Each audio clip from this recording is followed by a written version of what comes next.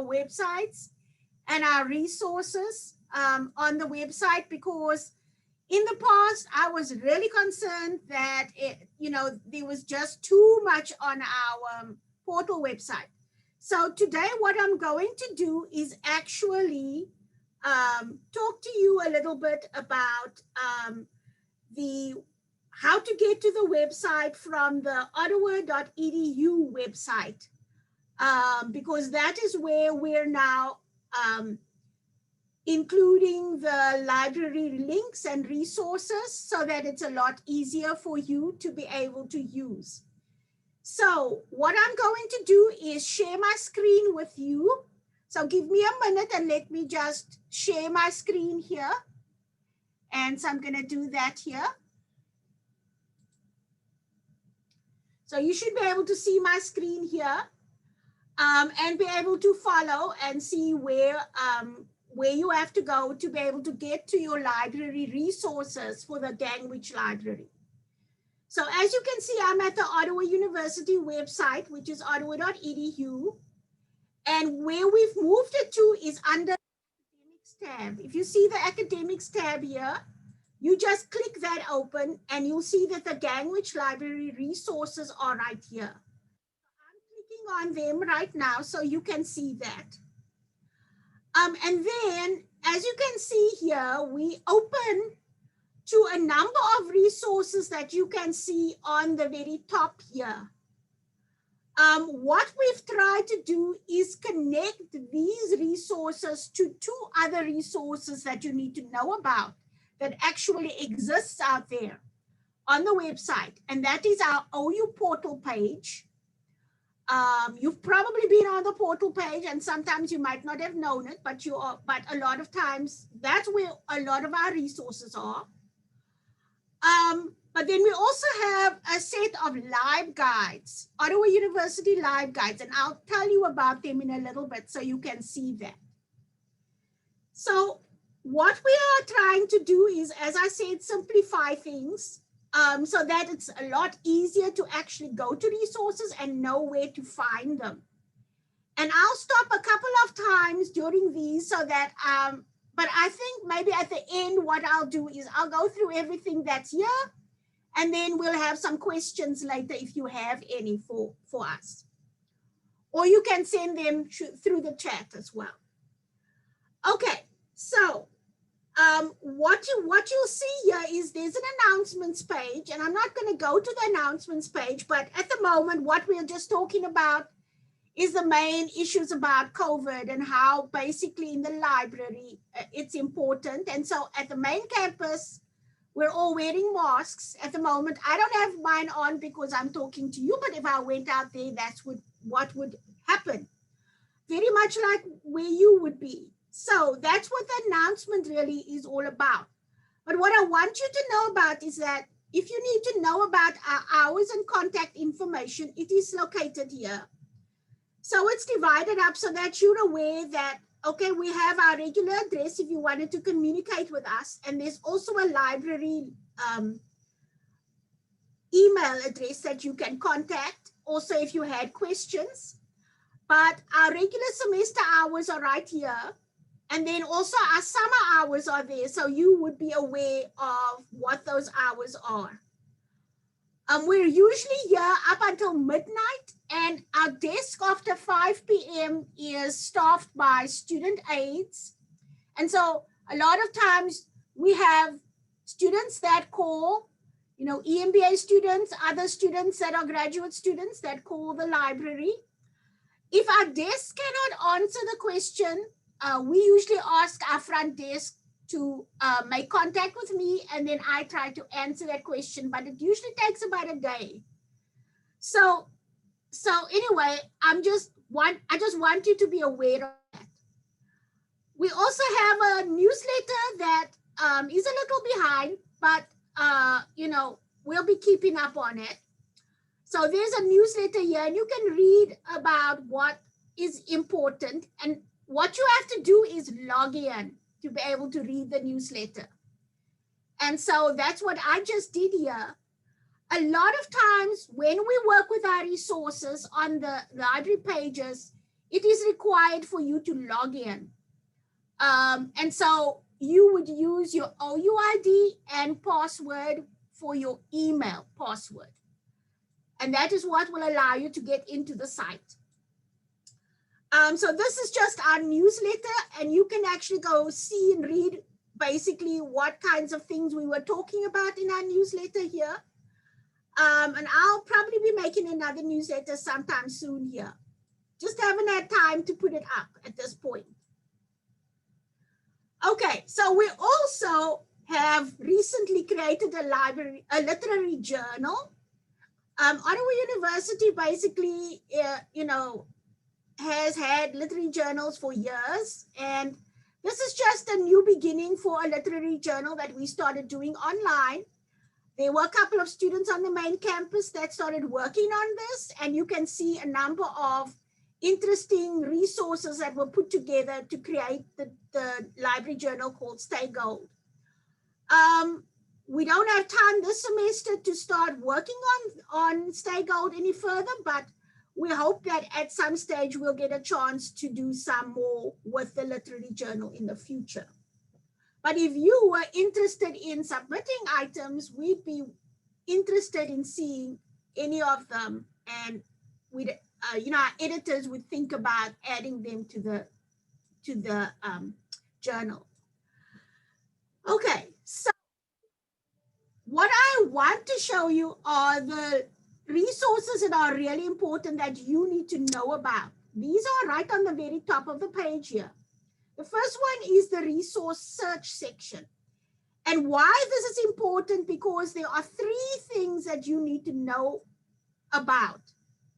The first is discovery search. Now, when you actually go to the library, a lot of times people generally land up at discovery search. And the reason why they actually use discovery search is probably because it's the first search that's on our Ottawa University portal page if they go there. But that search is right here. What the search actually does, and this is what you will see when you go.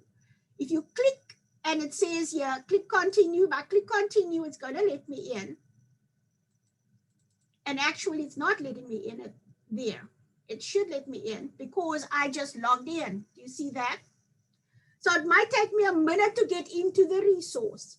But what this is basically is, it's a search engine that allows you to search across all of the databases. So, and the way that this engine is set up is basically, it will show you all the resources that for a title, for a subject area, it will show you all the resources that the Gangwich Library has first. So if I put in human resources here, as an example, and I did a search, and maybe I wanted to change to human resources in organizations here, and I wanted to see what we have, I can click on this search here. And what it will do is it will always come up with what we have first in our databases. And you can see here. So it's showing up that it has PDF. Now, here's an issue that you might want to understand. You'll notice here that it's showing here that it has a book here, but it's got no record. And this one also has something in the government public office, but it has no record. There's a few others that say full text finder. When you see something that says full text finder like this, and you want this article, what you're going to have to do is interlibrary loan it.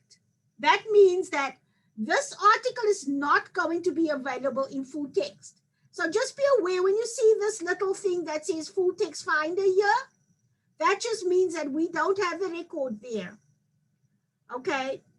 And so just be aware of that, because usually it's going to show up either as a PDF like this, or it's going to show up as both a PDF and an HTML file. Or if it's just an HTML, it's going to be an HTML. So the full text will be there, but if you don't see something that shows full text, that means that this thing is abstracted and you cannot get that article. No matter how many times you clicked on it, it's not going to be there because it's an abstract. And the only way you're going to get it is if you go to our interlibrary loans and ask and request it. Please be aware that for interlibrary loans, we usually ask you to request it for at least a week and a half before the time. So if you email me and you ask for an article, be aware that it's going to take me a little bit to get. Sometimes it just depends on the article that you need. And so you need to consider some time before you actually request it. Don't expect the article immediately the same day because it's not going to happen.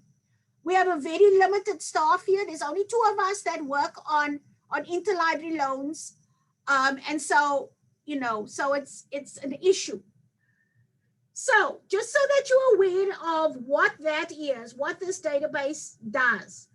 There's also some other options here. So for example, just look here, just like with EBSCOHost, you can actually limit your results to full text or peer review. You can actually move this little dial up so that it gets closer to the time maybe that you might want it. So like 10 years or like this one is 2001. So it would update and you'd actually have something that would be a lot more recent. But just be aware that there are those kinds of resources that, you know, that are available on the page that you could actually make use of if you use this, this resource. So I'm going to go back to the page right now. I'm going to close off on this. And actually, I'm going to go back to the page. Let's see. Yeah. I think I did close off on it mistakenly here. So what I might need to do is stop share for a moment and just go back to the page again. Sorry about that. Okay, so let me go back to that page that I was at.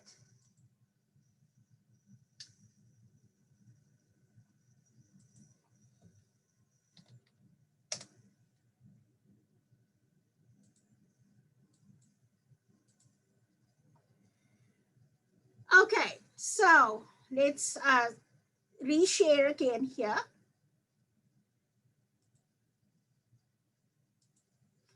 Okay, and what is nice about that is that we go back to the same page that you saw a few minutes ago.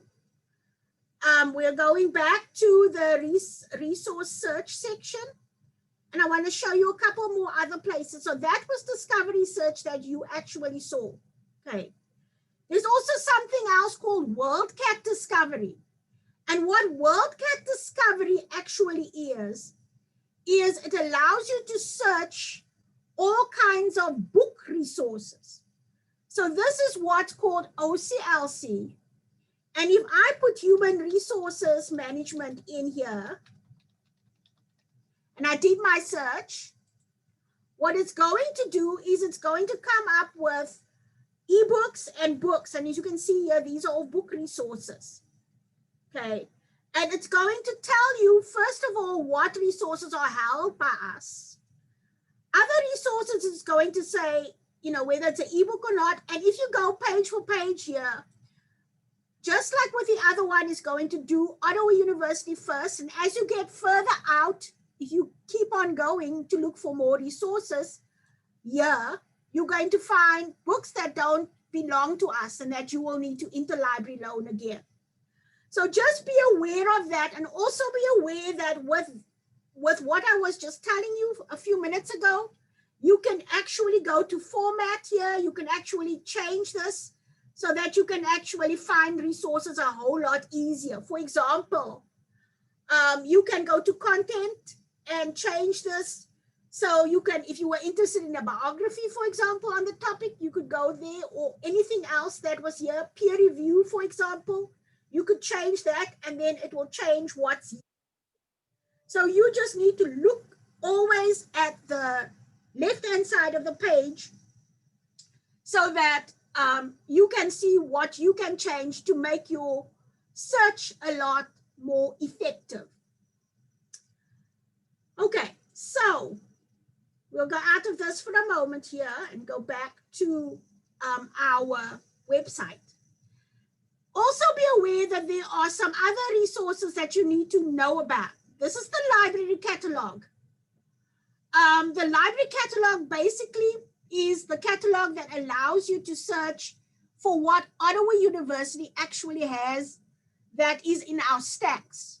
So if you are at the Kansas City campus and you are wanting something from our stacks, then you can do a search in this catalog, and you can come and fetch the book here, or we can have the book here for you to come and pick up if you're in Kansas City. But if you're not, then you need to call us and we can, I'm not sure what we could do, but usually we try not to lend out books too much.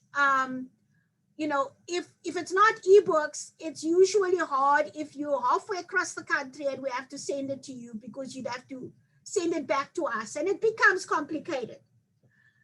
But okay, so also note the other thing that you needed to know, and I forgot to tell you about, is that this is also another place. So if you were from the Kansas City campus and you wanted to connect to KU, for example, this is a very quick way of connecting to the KU libraries on this page, and you could search their catalogs for information as well. So this catalog that we have extends further than just our catalog resources. So there's not just ours, but Baker's and a few other places as well. So just so that you're aware of that. We also have open access journals, a link to that here so that you're aware of what that is. And the open access journals are by subject. So we just have a few of these collections tabulated for you. And they are in what's called live guides. This is an example of live guides. We have 67 live guides that are basically available for students to search. But we also have live guides that are connected to the website so that you can have a look at them. So if you were interested in, for example, looking at health and medicine, open source resources, we have a bunch of resources here that you could look at. So if you were interested in Biomed Central, for example, you could click on it here, or one of the chemical databases here. There's just a few of them. We haven't tried to overload you, but we've just tried to put a few of the most popular ones here. So PubMed, for example, would be here. So if you were in nursing and you were interested, you could click on this and then go straight to PubMed and do your search. And so that's an example of why the open resources would be useful. And there are different other, here's nursing, for example. So Medline Plus is here as well.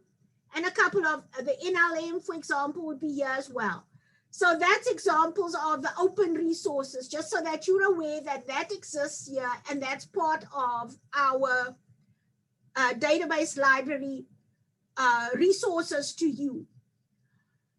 What I left for last is where you need to go for the library resources or the library databases. Usually in your classes, your professor will tell you that you need to find journal articles.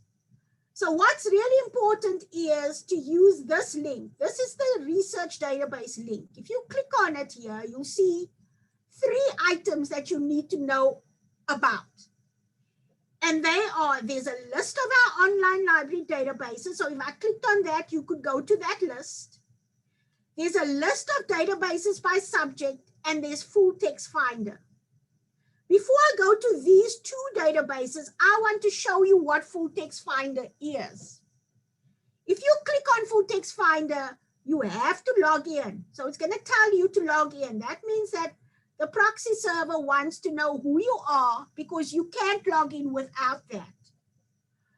What this search is, full text finder basically helps you find full text in the databases.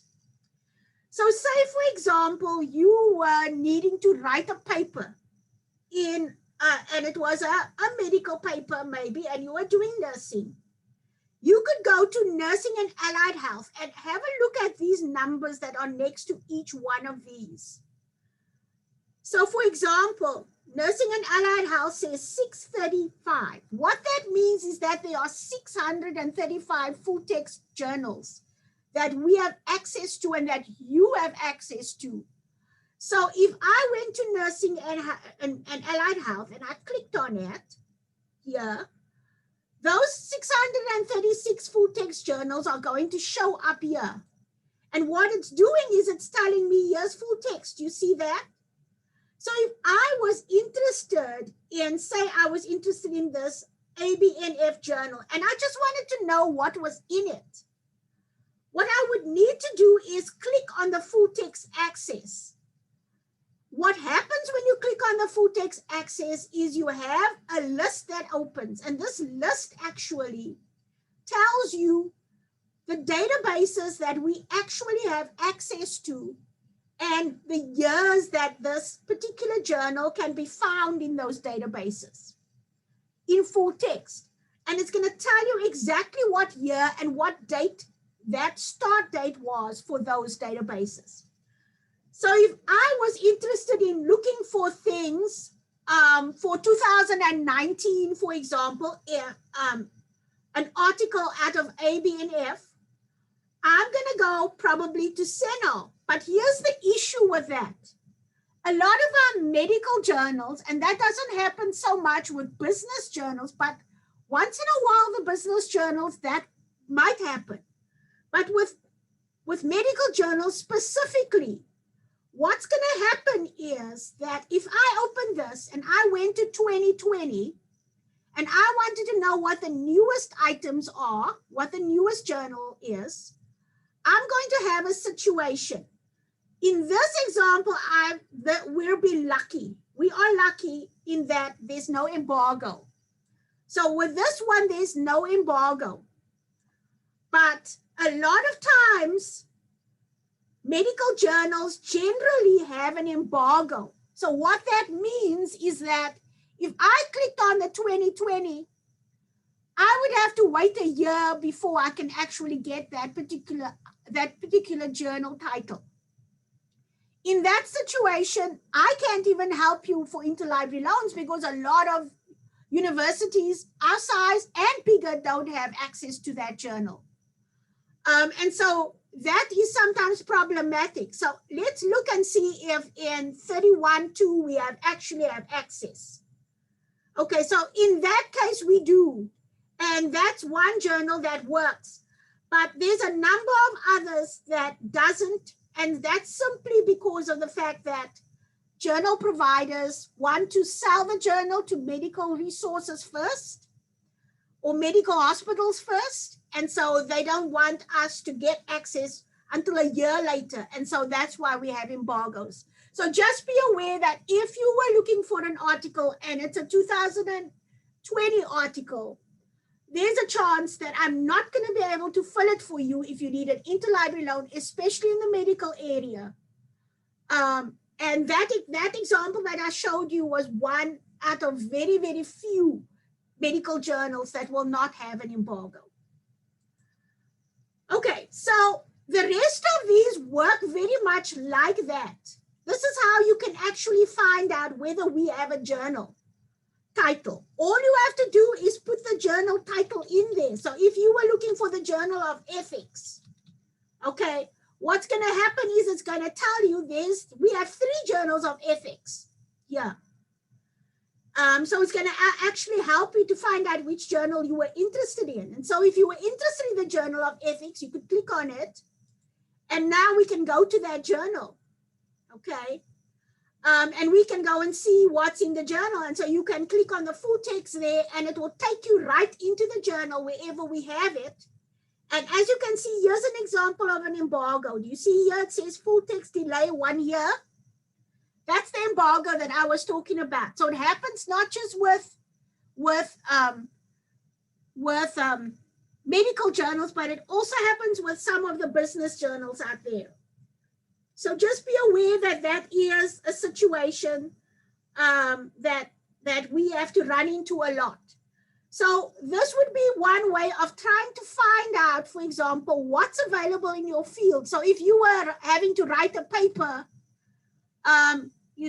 in public health, for example, and you were trying to look for ideas about public health, you could click on it and have a look at the journals. You can also go by subject over here and have a look and see what subjects related to that journal at all. So that's one way of actually doing it. So this is part of the resources that I wanted to show you. We're going to go back to the page that we were at.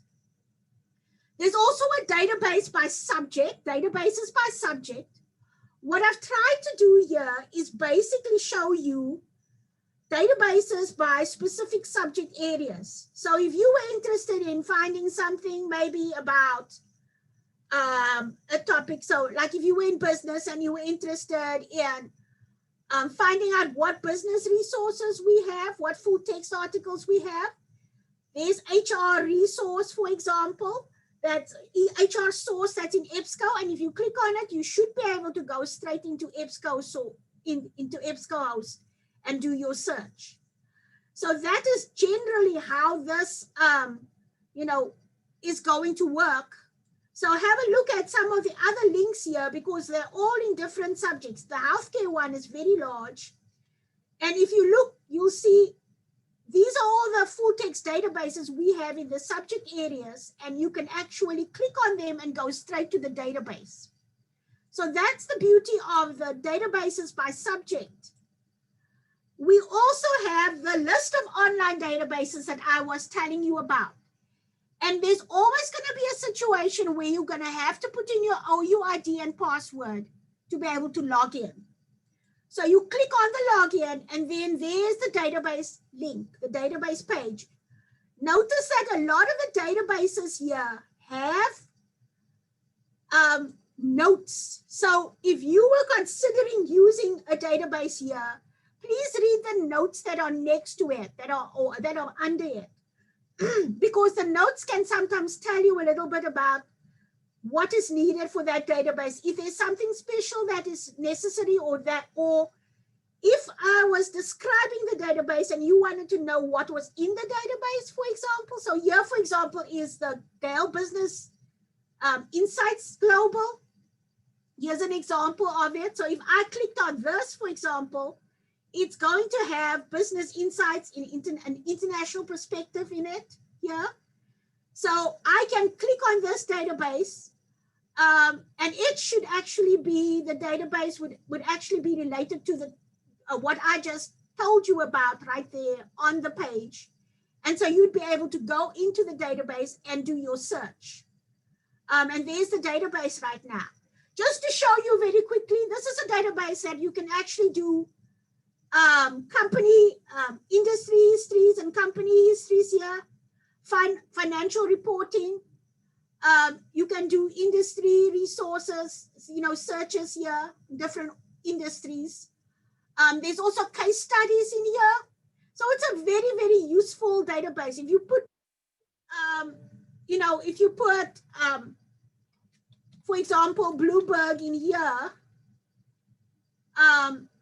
and you were looking for that, it will actually give you company information. So just so you know that these kinds of resources actually exist here and that you can use them. If you need any further help with this and you need help to be able to do a paper, you can always just email me if you're not sure which database to use, and I'll help you out with that. But I do want to show you also that we have a number of other databases here that are from the state library. Some of the databases from the state library might need some extra access. And so if you can't get into a database, email me and I'll get you a special library card from Kansas to be able to do that. Examples of that would be, for example, the Learning Express database would be one example of that. But I wanted to just point out to you about EBSCOHost. Here's EBSCOHost. This is the most popular database that we have. But just be aware of something. It's not one database. It is a suite of databases. And all of the databases in EBSCOHost are very different. Some of them act very differently. For example, Psych Articles is not going to be the same as Academic Search Premier, is not going to be the same as AHFS. So you have to, instead of going to, say, okay, I'm going to select all here, that does not make any sense. You want to go through this list of databases in EBSCOHost to find out what fits your topic area. So if I was interested in nursing, in doing nursing, and I wanted to choose nursing topics, I could go to CENAL Complete here, which is our largest nursing database and medical database. And then I could make some other choices, like, for example, consumer health. Do I want to see what ebooks are there? And you can color them blue. So if I'm interested in this health source database, do you think that might help? So I would color those blue, and then I would go do my search. So you can actually go to this A to Z list here and see what databases we have, or just go down database by database and make your choice that way, instead of choosing across all of the databases, and then you have a problem because you can't actually find what it is that you're really looking for. So if you click on the continue here with those 4 databases, it's going to tell you that those are the databases at the very top here. If you click on show all here, it's going to tell you those are the databases that you actually searched. Please just be aware also that you can do a lot with this database. So the very first thing you always want to do before you do your search, never put a search in without limiting your full text, and if you can, limiting your peer review. That means that when you actually do the search, you've got a full text resource that you're going to find. It's not going to be abstract because you actually chose the full text here. And it's going to be peer reviewed. And then you can go and do whatever publication date searching you needed to do if you wanted to do that. But now you can put your human resources, management, and planning here, search, and you could go do your search, because now you're going to find the first things, and everything that you're going to find are going to be full text and peer reviewed if you clicked on it here. Just also be aware that once you've clicked on a resource here, you've got a number of other options here. You can, like I showed you this, just notice that publication date says 1975 here. So that's really old. If you wanted to move this up, like I showed you before, you could move this up to a date that's a lot more recent, and have your students do that as well. If you're a teacher. There's also other options here, as you can see. You want to make sure you choose academic journals here, if you wanted to. And then you also want to use this search to be able to look at subjects here and see if there are any subjects you want to add, or see if there are any languages you want to add, if you wanted to, maybe add Spanish or something like that. There's a lot of sources, a lot of ways to search. Make sure, and you can see here, you've got full text now, not anything else. Make sure that you can actually send this to yourself. So say if I wanted 1 and 2 here, I could just click next to these on the plus sign, and notice that you've got your folder that just opened up there.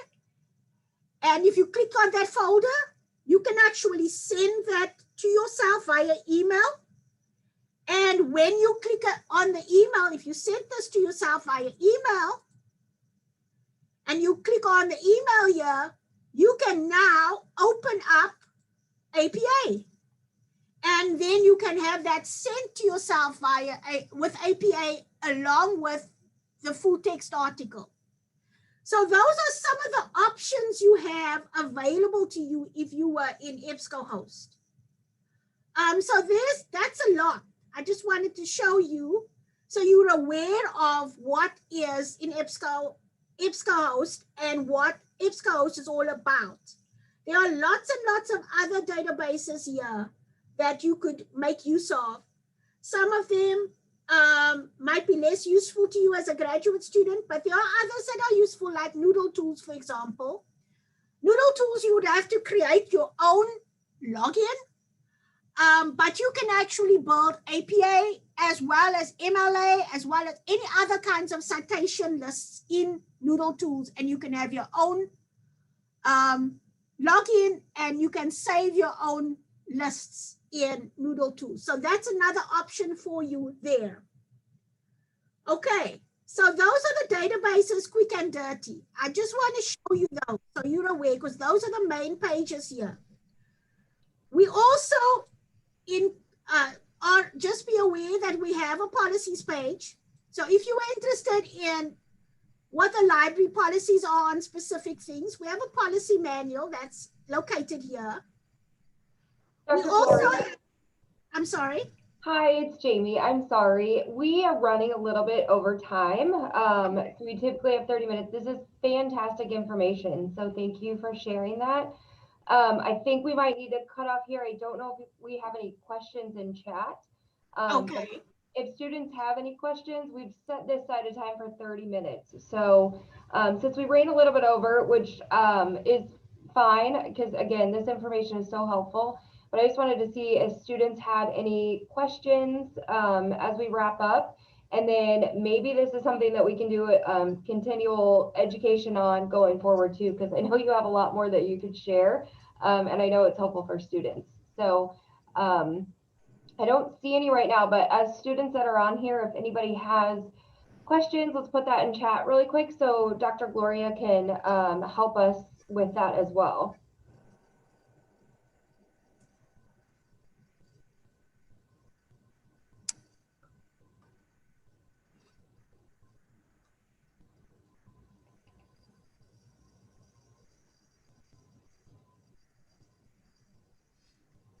And then, of course, welcome to email me personally if they have a specific question that they need, help with a paper or finding a resource. Oh, perfect. That's so nice. I appreciate that you offer that for students as well. We don't have any questions. We just have one student that would like to continue because they think the information is so helpful, which is fantastic. I know, like, out of respect for everybody's time and our workshops, we probably need to cut it off. But again, maybe we can do some additional training and have some options to send out. I don't know, Courtney will be jumping back on as well if she has anything else to wrap up. But yes, thank you so much. I appreciate how passionate you are about this and how much information and work you've done on this to make it helpful for students as well.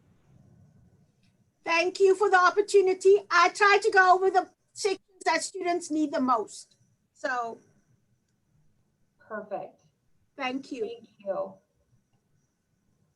right, guys. Thank you so much, Dr. Krietzigog. Like Jamie said, that was absolutely fantastic. And I'm seeing your guys' comments come in as well. So we will definitely work with Dr. Krietzigog to see if we can get her back and to do another workshop where we can dive in a little bit more. As usual, I have recorded this, so I will be working to get that sent out to everyone so that you can reference this at later dates. And just a reminder, we have hack number 5, Write Your Paper the Right Way with Dr. Casey Johnson, coming up on November 19th at 1 p.m. Central Standard Time. And this is going to be all about APA. If you have any questions, please don't hesitate to email me at emba@ottawa.edu, and we will be able to connect you either with Dr. Gloria Krietzigog or pass on any other information from her. So thank you all for taking some time to spend with us today, and we hope you have a great rest of your day. Thank you. Bye-bye.